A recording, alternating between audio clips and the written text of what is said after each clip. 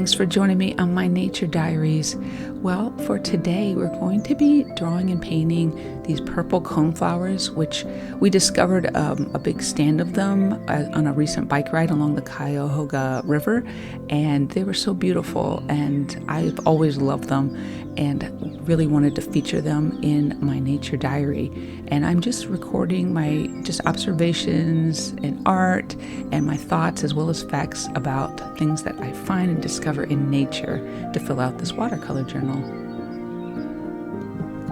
I'm going to be featuring this beautiful J. Urban glass pen, and I'll have the similar ones linked below, and I just think it's gorgeous.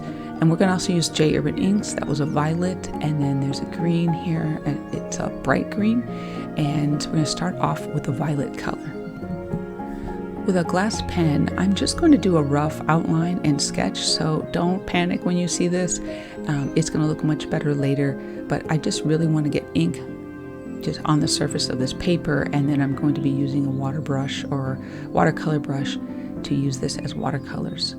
There's my paintbrush. It's just a small, fine one, and I'm actually just dipping right directly into that violet ink to cover this large space. It's just easier because the nib on that glass pen is pretty fine.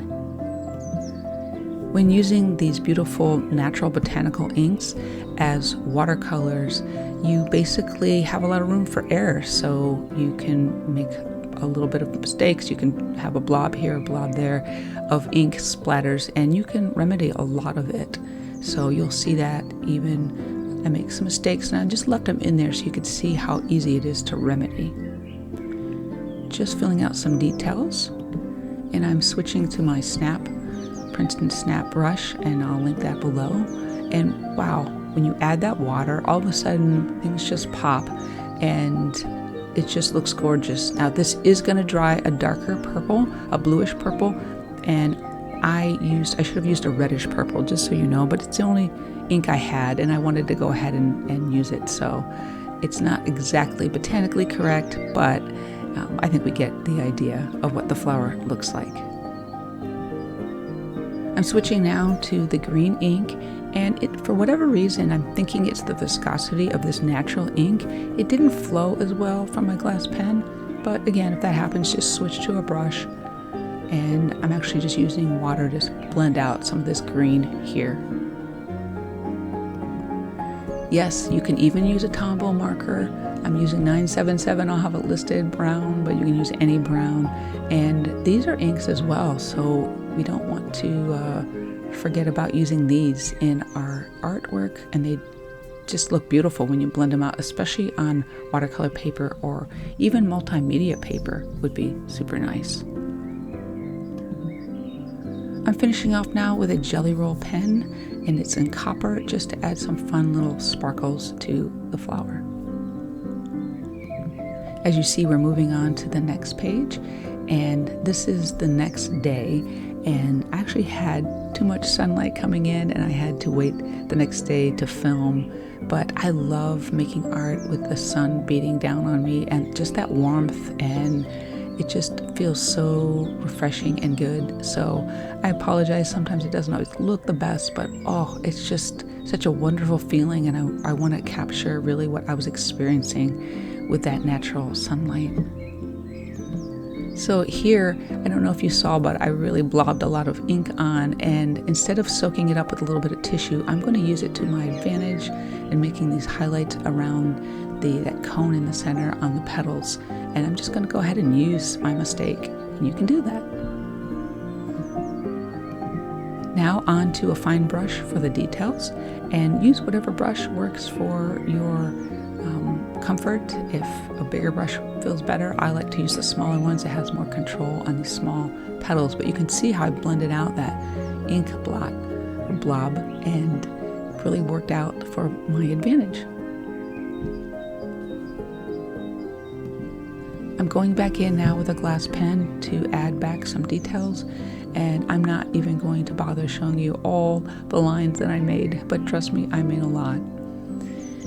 And of course, now we're finishing up with that Tombow marker, using the same markers I used before, and I just wanted to kind of give you an idea of what the shapes were like a little bit, and just so you have an idea of how I made those cones on the purple coneflowers.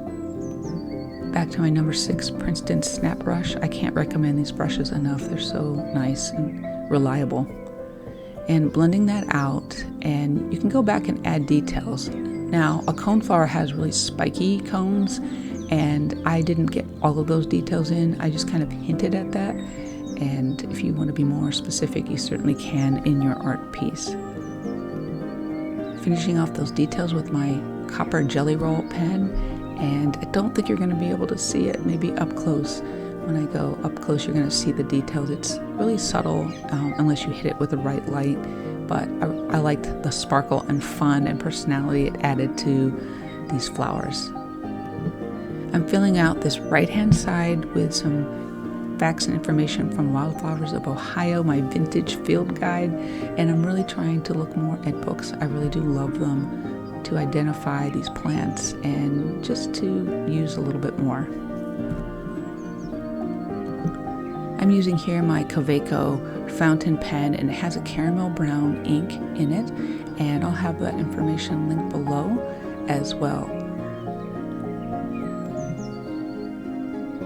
If you haven't subscribed already, I just want to invite you to follow me along as I fill out this watercolor journal with my own discoveries, with things that I might have seen for a long time, but I really wanted to just document it somewhere, and I would love to have you be a part of this journey with me. And I always appreciate, again, your comments and your likes, as they mean so much.